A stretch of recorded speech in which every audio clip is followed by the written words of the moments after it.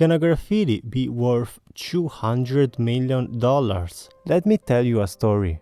This is David Cho, a fairly successful graffiti artist.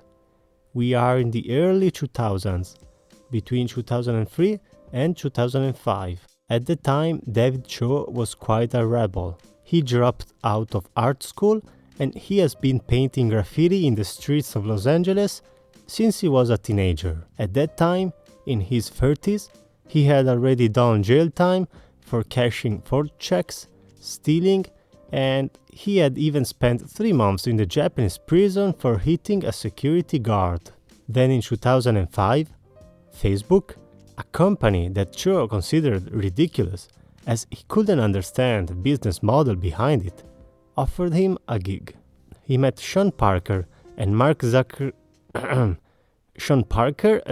Zuckerberg, but he didn't believe in the company. He was not even on social media. In its early years, the walls of the startup's office were kinda bland, and they needed someone to paint them. Facebook was still a private company, and Sean Parker, who at the time was the president and was a longtime fan of David Cho's art, came to him and asked if he was willing to paint some murales on the company's office. And he accepted. When asked what the murales depicted, he replied, "I love women. There was lots of women.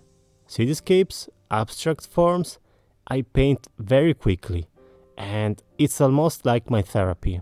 As compensation for the job, they offered to pay him $60,000, or the equivalent in shares of the company. Instead of taking the cash, which apparently in that period he really needed, he took the Facebook stocks. When asked why years later, his answer was, "I like to party, I like to gamble." He said that his whole life was gambling. Some paid off, some didn't, and that was one that did. He kept almost all his shares, and he sold just a couple during the years.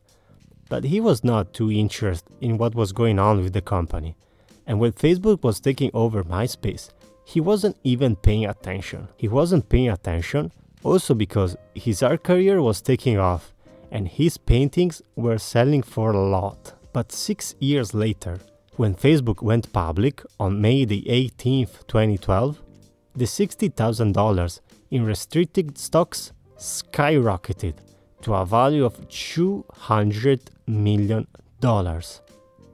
It represented 4% of the entire company at the IPO. He said in an interview that money for him is meaningless. Friends and people asked him, "What are you gonna do now that you have money and freedom?" And he replied that he already did everything that he wanted to do when he had nothing. He traveled the world as a teenager with no money, by hitchhiking and asking for help and places to crash. "I will continue doing what I want, except more people are gonna bother me now." At the time, it caused him some trouble and pain, as he said that he couldn't buy his privacy back. All news organizations around the world were knocking at his door, trying to get an interview with him. He was already doing okay with money, and now, even with that absurd amount of money, he couldn't buy his privacy back anymore. But now, he is one of the richest painters in the world.